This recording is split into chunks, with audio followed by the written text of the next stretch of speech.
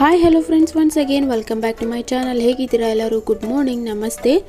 ಈ ವ್ಲಾಗ್ ಬಂದುಬಿಟ್ಟು ಊರಿನ ವ್ಲಾಗ್. ನಾನು ಆಲ್ರೆಡಿ ಊರಿಗೆ ರೀಚ್ ಆಗಿದ್ದೀನಿ. ನಾನೀಗ ಅಮ್ಮನ ಮನೇಲಿದ್ದೀನಿ. ಸೊ ಅಮ್ಮನ ಮನೆ ವ್ಲಾಗ್ನ ಶೂಟ್ ಮಾಡ್ತಾ ಇದ್ದೀನಿ. ಬೆಳಗ್ಗೆನೇ ಹಾಲು ಬರುತ್ತೆ ನಮ್ಮ ಅತ್ತೆ ಮನೆಯಿಂದ. ಅತ್ತೆ ಅಂದರೆ ಅಣ್ಣನ ವೈಫ್, ನಮ್ಮ ಹಸ್ಬೆಂಡ್ ಅಮ್ಮ ಅಲ್ಲ, ನಮ್ಮ ಅತ್ತೆ ಅಲ್ಲ, ಸೋದರತ್ತೆ ಅವ್ರ ಮಗ ನಮ್ಮ ಅಮ್ಮ ತಂದು ಕೊಟ್ಟಿದ್ರು ಹಾಲು. ಸೊ ಆ ಹಾಲನ್ನ ಪಾತ್ರೆಗೆ ಹಾಕ್ಬಿಟ್ಟು ಕಾಸಕ್ಕೆ ಇಡ್ತಾ ಇದ್ದಾರೆ. ಇಲ್ಲಿ ನೋಡ್ಬೋದು ಹಾಲನ್ನ ಕಾಸಕ್ಕೆ ಇಟ್ಟಿದ್ದಾರೆ. ಹಾಗೆ ನಮ್ಮ ತಂಗಿ ಬಂದ್ಬಿಟ್ಟು ಚಪಾತಿ ಬೇಯಿಸ್ತಾ ಇದ್ದಾರೆ. ಬ್ರೇಕ್ಫಾಸ್ಟ್ಗೆ ಚಪಾತಿ ಮತ್ತು ಬೆಂಡೆಕಾಯಿ ಪಲ್ಯ ಮಾಡಿದರು. ಸೊ ಬ್ರೇಕ್ಫಾಸ್ಟ್ ಆಗಲೇ ರೆಡಿ ಆಗ್ತಾ ಇದೆ. ಬೆಂಡೆಕಾಯಿ ಪಲ್ಯ ಮತ್ತು ಚಪಾತಿ. ಅಮ್ಮ ಬಂದ್ಬಿಟ್ಟು ತೀಡ್ತಾ ಇದ್ದಾರೆ ಚಪಾತಿನ, ನಮ್ಮ ತಂಗಿ ಬೇಯಿಸ್ತಾ ಇದ್ದಾರೆ. ಸೊ ಇದು ಬಂದ್ಬಿಟ್ಟು ಬೆಳಗ್ಗೆ ರೂಟೀನ್ ಅಂತ ಅನ್ಕೋಬೋದು, ಬೆಳಗ್ಗೆ ಬ್ರೇಕ್ಫಾಸ್ಟ್ ರೆಡಿ ಮಾಡೋದು. ಬ್ರೇಕ್ಫಾಸ್ಟ್ ಎಲ್ಲ ಆದಮೇಲೆ ನಾನು ಮೊದಲನೇ ಕೆಲಸ ಏನು ಮಾಡಿದೆ ಊರಿಂದ ಬಂದಮೇಲೆ ಅಂತ ತೋರಿಸ್ತೀನಿ. ಅದೇನೆಂದರೆ, ನೀವಿಲ್ಲಿ ನೋಡ್ಬೋದು ಸೀರೆನೆಲ್ಲ ಒಣಗಾಕಿದ್ದೀನಿ. ಯಾಕಂದರೆ ಸೀರೆಗಳನ್ನೆಲ್ಲ ಬಿಸಿಲಿಗೆ ಹಾಕಿದ್ದೀನಿ. ಯಾಕಂದರೆ ನಾನು ಊರಿಗೆ ಹೋಗ್ಬೇಕಾದ್ರೆ ಕಬೋರ್ಡಲ್ಲಿ ಇಟ್ಬಿಟ್ಟು ಹೋಗ್ಬಿಟ್ಟಿದೆ, ಲಾಕ್ ಹಾಕ್ಬಿಟ್ಟು. ಸೊ ಅದು ಏನಾಗ್ಬಿಟ್ಟಿತ್ತು, ಸೀರೆ ಎಲ್ಲ ತುಂಬ 3 ವರ್ಷ ಮೇಲೆ ಆಯ್ತಲ್ಲ. ಸೊ ಸೀರೆ ಹಾಗೇ ಇರುತ್ತೆ, ಒಂಥರ ಆಗಿಬಿಟ್ಟಿರುತ್ತಲ್ಲ. ಅದಲ್ಲದೆ ರೇಷ್ಮೆ ಸೀರೆ ಬೇರೆ. ಸೊ ಎಲ್ಲ ಸೀರೆನೂ ನಾನು ಬಿಸಿಲಿಗೆ ಹಾಕ್ತಾಯಿದ್ದೀನಿ. ಇವಾಗ ಬಂದ್ಬಿಟ್ಟು ಕ್ವಾರಂಟೈನ್ ಎಲ್ಲ ಮುಗ್ದಿದ್ದಾದಮೇಲೆ ನಾನು ಶೂಟ್ ಮಾಡಿದ್ದು. ಕ್ವಾರಂಟೈನ್ ಬಂದ್ಬಿಟ್ಟು ನಾವು 5 ಡೇಸ್ ಇದ್ದಿದ್ದಷ್ಟೇ, ಇರೋ ನೆಸೆಸಿಟಿ ಇಲ್ಲ ಅಂತ ಅನ್ನಿಸ್ತು. ಸೊ ಅದಕ್ಕೆ ಅಷ್ಟೊಂದು ದಿವಸ ಇರಲಿಲ್ಲ. ಆ್ಯಂಡ್ ಕ್ವಾರಂಟೈನ್ ಎಲ್ಲ ಮುಗ್ದಿದ್ದಾದಮೇಲೆ ಫಸ್ಟ್ ಮಾಡಿದ ಕೆಲಸನೇ ನಾನಿದು ಸೀರೆನೆಲ್ಲ ಬಿಸಿಲಿಗೆ ಹಾಕಿದ್ದು. 3 ವರ್ಷ ಆಯ್ತಲ್ವ ಕಬೋರ್ಡಲ್ಲಿ ಇಟ್ಬಿಟ್ಟು. ಸೊ ಅದಕ್ಕೆ, ಅದು ಅಲ್ಲದೆ ರೇಷ್ಮೆ ಸೀರೆ ಬೇರೆ ಇತ್ತು, ಮದುವೆ ಸೀರೆ ಎಲ್ಲ, ನನ್ನ ಮದುವೆ ಸೀರೆ ಎಲ್ಲ ಇತ್ತು. ಸೊ ಅದಕ್ಕೋಸ್ಕರ ನಾನು ಬಿಸಿಲಿಗೆ ಹಾಕಬೇಕಾಗಿ ಬಂತು. ಬಿಸಿಲಿಗೆ ಮೀನ್ಸ್ ಅಷ್ಟೊಂದು ಏನು ತೀರಾ ಇಲ್ಲ, ಜಸ್ಟ್ ಹಾಗೆ ಹಾಫ್ ಆನ್ ಅವರ್ 1 ಅವರ್ ಬಿಸಿಲಲ್ಲಿ ಹಾಕಿದ್ದೆ ಅಷ್ಟೇ ಸೀರೆಗಳನ್ನೆಲ್ಲ.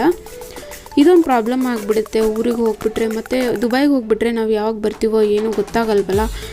ಮರ್ತುಬಿಟ್ಟು ನಾನು ಕೀ ಹಾಕ್ಬಿಟ್ಟು ಹೋಗ್ಬಿಟ್ಟಿದ್ದೆ. ಸೊ ಅದಕ್ಕೆ ಈ ಸರಿ ಈ ಪ್ರಾಬ್ಲಮ್ ಬಂತು. ಬಟ್ ಏನೂ ಆಗಿರಲಿಲ್ಲ, ರೇಷ್ಮೆ ಸೀರೆಗಳು ಏನೂ ಆಗಿರಲಿಲ್ಲ.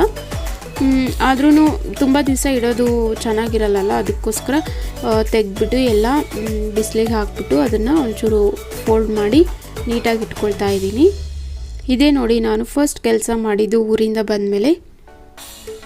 ಇದೆಲ್ಲ ನನ್ನ ಮದುವೆ ಸೀರೆಗಳು. ಸೊ ಇದಕ್ಕೋಸ್ಕರನೇ ಸ್ವಲ್ಪ ಬಿಸಿಲಿಗೆಲ್ಲ ಹಾಕಬೇಕಾಗಿ ಬಂತು ಎಲ್ಲ ಸೀರೆನೂ. ಇದೂ ಸಹ ನನ್ನ ಮದುವೆ ಸೀರೆನೇ.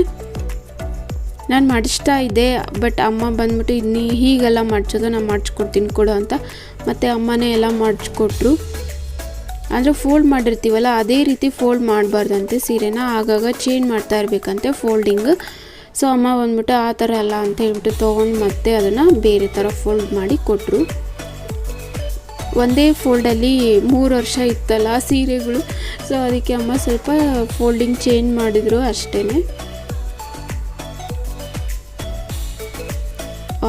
ಈ 2 ಸೀರೆ ಮಾತ್ರ ತುಂಬ ಇಂಪಾರ್ಟೆಂಟು. ಸೊ ಮದುವೆ ಸೀರೆ 2-3 ಇದೆ. ಸೊ ಅದು ಇಂಪಾರ್ಟೆಂಟ್. ಒಂದು 5 ಸೀರೆ ಇದ್ದಾವೆ ಇಂಪಾರ್ಟೆಂಟ್ ಮದುವೆ ಸೀರೆ. ಸೊ ಅವೆಲ್ಲ ಸ್ವಲ್ಪ ನೀಟಾಗಿ ಇಟ್ಕೋಬೇಕಲ್ವ. ಸೊ ಅದಕ್ಕೋಸ್ಕರ ಇದನ್ನೆಲ್ಲ ಬಿಸಿಲಿಗೆ ಹಾಕಿದ್ದೆ ನಾನು. ಸೊ ಈಗೆಲ್ಲ ತಂದುಬಿಟ್ಟು ಎಲ್ಲ ಫೋಲ್ಡ್ ಮಾಡಿ ಮತ್ತೆ ನೀಟಾಗಿ ಇಟ್ಕೊಳ್ತಾ ಇದ್ದೀನಿ. ಇದೆಲ್ಲ ಆದಮೇಲೆ ಸಂಜೆ ನಮ್ಮ ತಂಗಿ ವೆಜ್ ಮಂಚೂರಿಯನ್ ಮಾಡಿದರು. ಆ ರೆಸಿಪಿನ ನಂದು ಇನ್ನೊಂದು ಚಾನಲ್ ಇದೆ, ವಿನತಾ ಕುಕಿಂಗ್ ಚಾನಲ್ ಅಂತ. ಆ ಚಾನಲ್ನಲ್ಲಿ ಹಾಕ್ತೀನಿ, ಹಾಗೆ ಈ ಚಾನಲ್ನಲ್ಲೂ ಸಹ ಹಾಕ್ತೀನಿ. ಪ್ಲೀಸ್ ಈ ರೆಸಿಪಿನೂ ಸಹ ನೋಡಿ. ನಿಮಗಿಷ್ಟ ಆದರೆ ಲೈಕ್ ಮಾಡಿ, ಶೇರ್ ಮಾಡಿ ಮತ್ತು ಕಾಮೆಂಟ್ಸ್ ಮಾಡಿ. ನೀವಿಲ್ಲಿ ನೋಡ್ಬೋದು ತುಂಬ ಚೆನ್ನಾಗಾಗಿತ್ತು, ತುಂಬ ಟೇಸ್ಟಿಯಾಗಿತ್ತು ವೆಜ್ ಮಂಚೂರಿಯನ್. ತುಂಬ ಈಸಿ ಮಾಡೋದು. ಆ ರೆಸಿಪಿನೂ ಸಹ ನಿಮಗೆ ಹಾಕ್ತೀನಿ, ಪ್ಲೀಸ್ ಅದನ್ನು ಸಹ ನೋಡಿ.